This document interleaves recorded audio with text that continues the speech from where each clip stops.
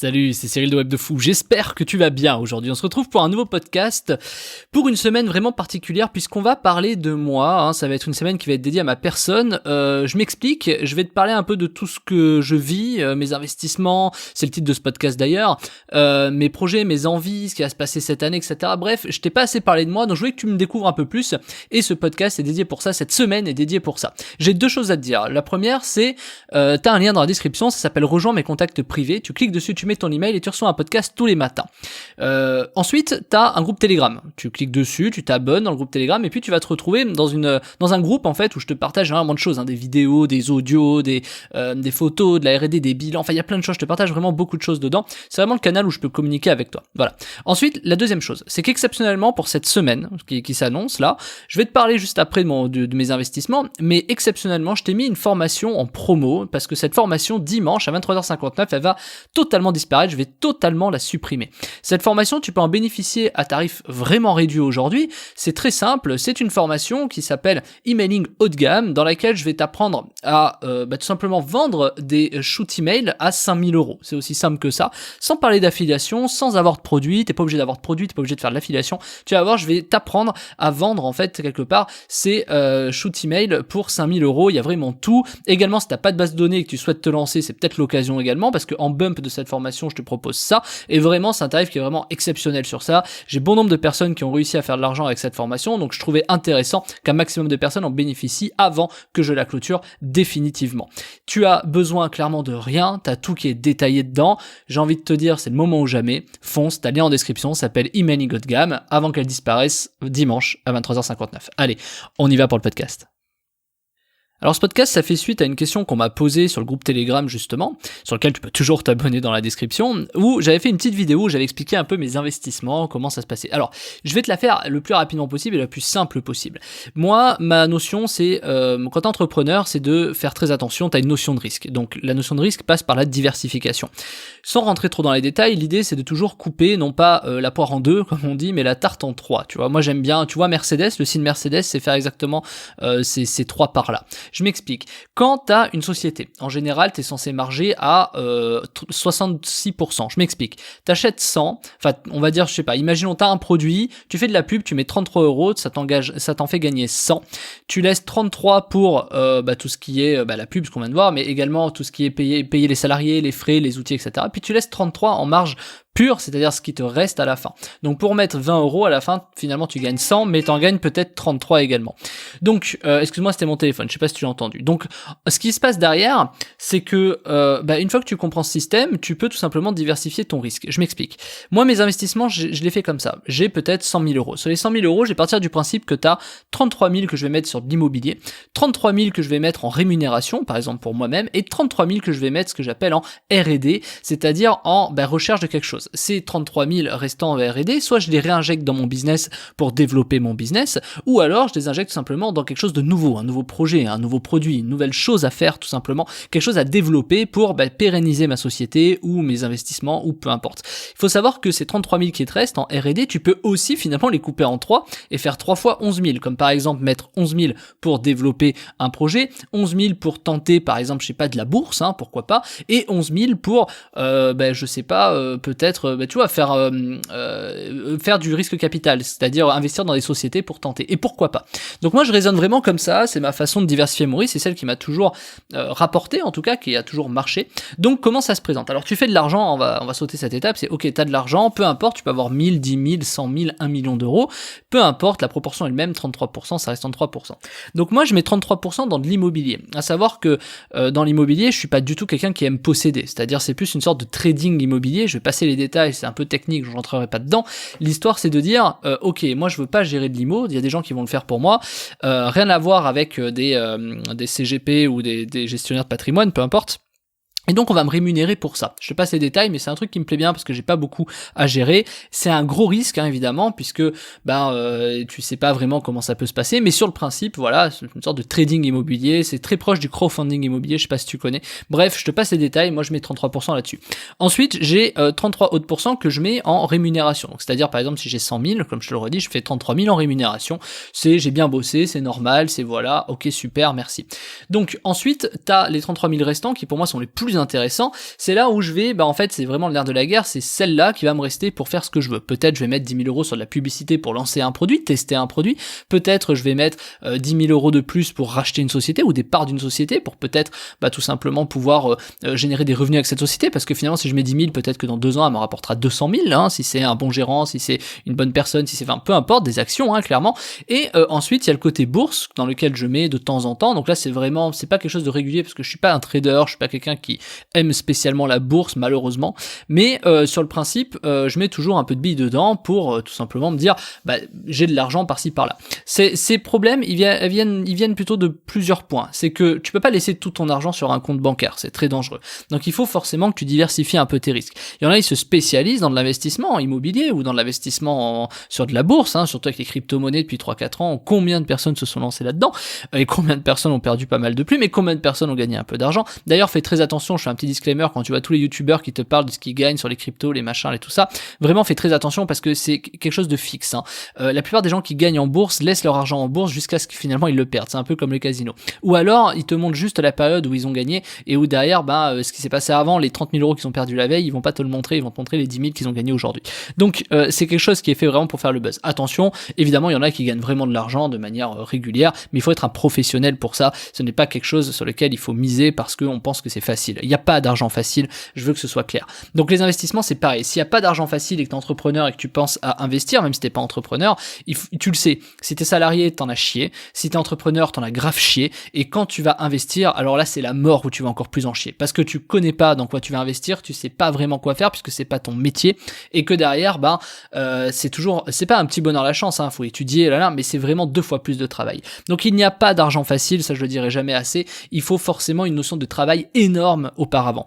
Et donc cette notion de travail, quand tu es dans l'investissement, finalement, moi c'est pour ça que j'aime toujours me dire que ces 33 000 euros que je vais mettre de côté en R&D, si tu veux, je peux les réinvestir en publicité pour générer beaucoup plus, jusqu'à ce que je puisse faire par exemple autre chose. Autre chose, c'est quoi ? C'est peut-être acheter une maison, c'est peut-être acheter plusieurs appartements, c'est peut-être, voilà. De toute façon, il n'y a pas meilleure rentabilité que la publicité, et ça je le dis encore une fois. Aujourd'hui, on est capable de faire des crédits sur 20 ans à 300 000 euros, ça c'est quand même un truc de fou. On est capable de faire 300 000 euros de crédit sur 20 ans pour acheter notre baraque.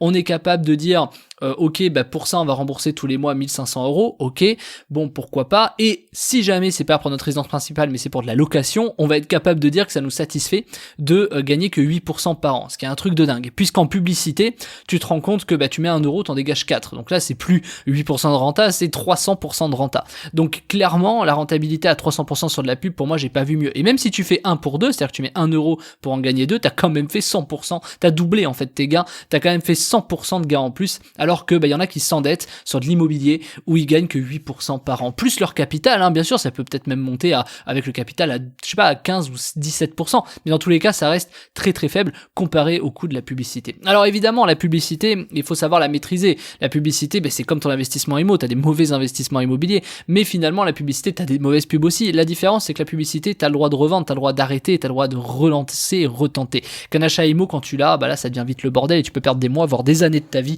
à essayer de revendre un bien qui ne te correspond pas ou qui ne te convient pas. Et ça, c'est vraiment quelque chose de particulier qu'on ne peut pas faire en fait dans l'immobilier, alors que dans la publicité, tu peux arrêter ta pub, relancer, tester. Donc c'est vraiment pertinent. Et moi, j'engage toujours les gens qui veulent investir à commencer par créer un produit sur le net. Aujourd'hui, c'est facile, mais même pas forcément sur le net, à créer un produit pour tout simplement en faire de la publicité. La publicité, c'est quelque chose qui est vraiment colossal. Quand on la maîtrise, mais même quand on la maîtrise pas, combien de personnes qui connaissent pas forcément la pub, certaines ont suivi mes formations derrière, ont réussi à générer des dizaines de milliers d'euros de publicité et de rentabilité. Et toi qui m'écoutes, tu sais très bien de quoi je parle, à part si tu m'as rejoint il y a pas longtemps que t'as pas pris des formations chez moi, la plupart des gens qui ont pris des formations sur la publicité chez moi ont généré de l'argent. Donc de toute façon, ce qu'il faut comprendre, c'est que t'as pas une meilleure rentabilité, t'as pas un meilleur investissement que ta publicité. Et ça, moi, c'est quelque chose, c'est très personnel comme avis. Il y en a qui me diront, oui, mais c'est pas une rente, tu fais pas travailler ton capital pour autant.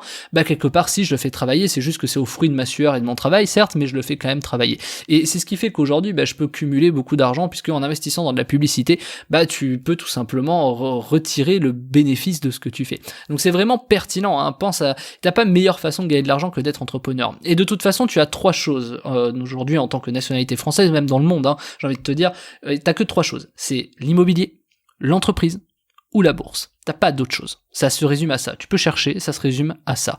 Immobilier, bourse ou entreprise.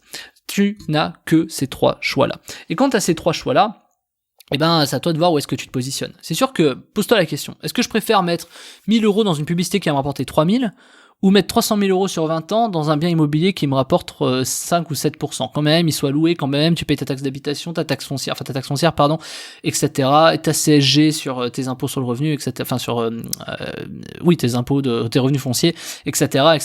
Donc, je te dis ça dans le sens où ta rentabilité nette dans un bien immo, elle est jamais et très rarement à 10 ou 15%. En tout cas, en France. Par contre, dans une publicité, t'imagines, je t'explique le parallèle en publicité, c'est comme si tu mets 1 euro en pub et que tu gagnes 1,15 €. C'est ça que tu fais quand tu fais de l'immobilier et que tu fais un crédit sur 300 000. Par contre, t'es pas capable de faire un crédit de 20 000 balles à ta banque pour financer une société ou financer des produits pour mettre justement peut-être 15 000 balles de publicité sur tes 20 000 balles de crédit et sur ces 15 000 les transformer en 50 ou 60. Et là, ta rentabilité, elle est x4, t'as fait plus 300%. Mais ça, t'es peut-être pas capable de le faire et c'est normal, je t'invite pas forcément à le faire d'ailleurs, je t'invite pas à faire des crédits, je fais très très attention à ça, je n'invite vraiment personne à faire des crédits, mais c'est pour te donner la notion, on est capable de faire des crédits de 200, 300, 400, 500 000 euros pour une maison qui nous rapporte rien, un passif, ou pour des actifs comme de l'immobilier qui vont nous rapporter 8% par an, mais par contre on n'est pas capable de faire 15 ou 20 000 balles de crédit dans sa publicité pour générer 60 ou 80 000 euros pour faire x3 ou x4. Même un x2 serait déjà très bien, tu vois, tu fais plus 100%, tu mets 20 000, et t'as 40 000, t'as déjà gagné 20 000. Donc j'ai envie de te dire, t'as pas meilleure rentabilité que ça. Et du coup ces 20 000, tu peux peut-être les mettre dans un apport immobilier également. Tu vois ce que je veux dire? Et si tu suis la logique, ces 20 000 que tu as gagné en pub, tu les divises en 3, ça te fera à peu près 7 000, et sur les 7 000, bah tu réinvestis 7 000 en pub, tu réinvestis 7 000 peut-être dans un logement pour de la location, tu diversifies, peut-être 7 000 en bourse, etc. Ou 7 000 tout simplement en tant qu'écureuil sur ton épargne, ton livret A ou peu importe. Donc je suis désolé. Excuse-moi, il y a un gros bruit là, je suis désolé, c'est le réveil de mon truc, enfin c'est pas un réveil mais c'est une alarme, on s'en fiche. Donc pour te dire que oui, c'est clairement ces capacités-là que toi, tu dois générer et surtout cet état d'esprit que tu dois garder pour tout simplement réussir à te générer des revenus ou même des rentes ou même des investissements en fait. Faut savoir que il y en a beaucoup qui voient le travail non pas comme comme quelque chose de pénible. Alors c'est vrai que c'est compliqué, tu dois par exemple créer, tu vois, moi si je crée des formations, je dois en créer régulièrement. C'est sûr que ça peut être pénible, mais à toi de trouver des systèmes automatiques pour justement ne plus avoir à te faire chier clairement avec ça. C'est un peu comme ton bien immo, on croit, t'imagines, pour aller 10% par an de rentabilité, tu vas te faire chier à trouver un locataire, tu vas déléguer ça à une agence, mais du coup ta rentabilité va baisser, tu vas te faire chier à trouver mais combien de choses en fait, par exemple, tu vas devoir changer ton cumulus, tu vas devoir changer l'évier, tu vas devoir changer la baignoire, le machin, quand ton locataire te rend l'appart de manière correcte. Tu vois, moi je trouve que c'est un truc qui est vraiment très très compliqué. Si en plus t'es salarié, t'auras pas le temps de gérer ça, enfin c'est très peu probable. En tout cas, t'en géreras peut-être un ou deux, mais tu t'en feras pas un business. Et si t'en fais un business, ça te prend beaucoup trop de temps. Donc c'est pour te dire que des rentabilités comme ça sur de la publicité, ça reste toujours plus intéressant. Donc ce que je veux t'expliquer là-dedans, c'est que moi mes investissements, en l'occurrence, c'est ça. J'ai une partie en IMO, j'ai une partie en rémunération et j'ai une partie en réinvestissement où ce réinvestissement, je mets le tiers de ce tiers en publicité, l'autre tiers sur de la bourse et de l'autre tiers pour terminer sur soit de l'autofinancement en cas de problème, faut prévoir les coups durs, etc. Alors c'est pas quelque chose de fixe, c'est un mois tu peux faire comme ça, un mois tu peux mettre 2 fois plus sur de la bourse, 2 fois plus dans de l'épargne, tu vois, c'est pas gênant tant qu'à la fin sur une moyenne tu te retrouves à peu près entre ces 3 tiers là, donc 33 et 33. C'est quelque chose de très important à faire puisque tu te rendras compte que dans ton business ou même dans ta vie tout marche toujours un peu pareil, tu travailles finalement le tiers de ta journée, tu passes l'autre tiers à dormir et l'autre tiers pour le coup à faire tes courses, à faire tes loisirs, tu vois, enfin tout ça. Donc en vérité tout marche par tiers, c'est pour ça que je repense à ce truc Mercedes, pense-y, le signe Mercedes est assez extraordinaire pour ça, je pense que c'est fait d'ailleurs pour ça. Finalement les 3 tiers marchent vraiment fondamentalement pareil. Et je vais continuer un peu plus loin, tes salariés par exemple ça marche tout à fait pareil. Je m'explique, t'as 33% le coût d'un salaire, 33% les coûts par exemple des gérants, etc. Puis 33% d'autofinancement pour payer tout ce qui est coûts durs, etc. Moi, ma boîte, je la gère comme ça, à 33% sur des salaires, 33% sur des rémunérations ou des coûts de charges ou des trucs comme ça, tu vois, enfin tout ce qui est global, et 33% d'autofinancement en cas de coup dur, etc. Alors, ce raisonnement a ses limites dans le sens où quand tu perds de l'argent, par exemple des sociétés qui perdent de l'argent, tu peux pas continuer comme ça puisque ça veut dire que tu dois licencier et qu'en plus de ça, tu vas réduire tes effectifs et que tu feras pas forcément plus d'argent.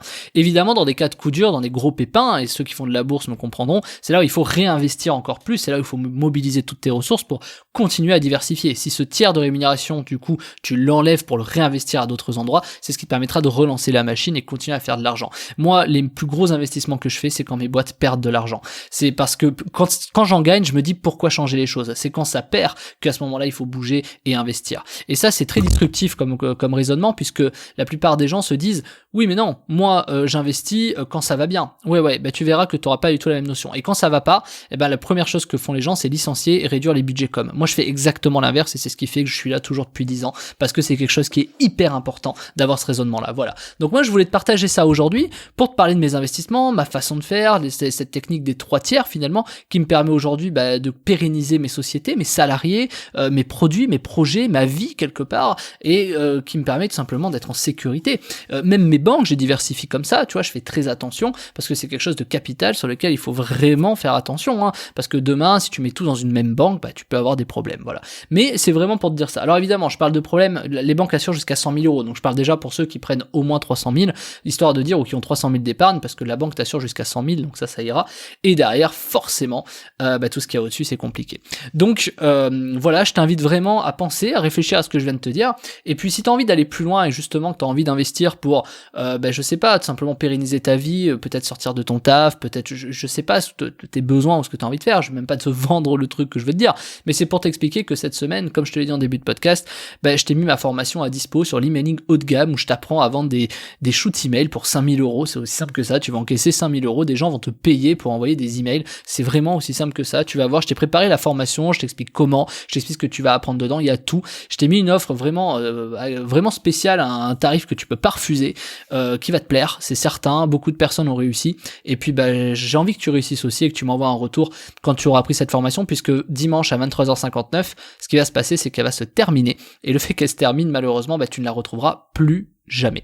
Donc c'est vraiment le moment d'en profiter, c'est cette semaine, on va parler de moi, je vais te parler de mes passions, de ce que j'aime, tu vas apprendre à me découvrir un peu plus, et puis je te laisse sur cette journée, je te souhaite une très bonne journée à toi, le lien est dans la description si tu veux aller plus loin et que tu as du temps aujourd'hui à consacrer pour développer ton business et gagner de l'argent, le lien c'est dans la description, ça s'appelle Emailing haut de gamme, je te retrouve de l'autre côté où je te dis à demain, ciao ciao.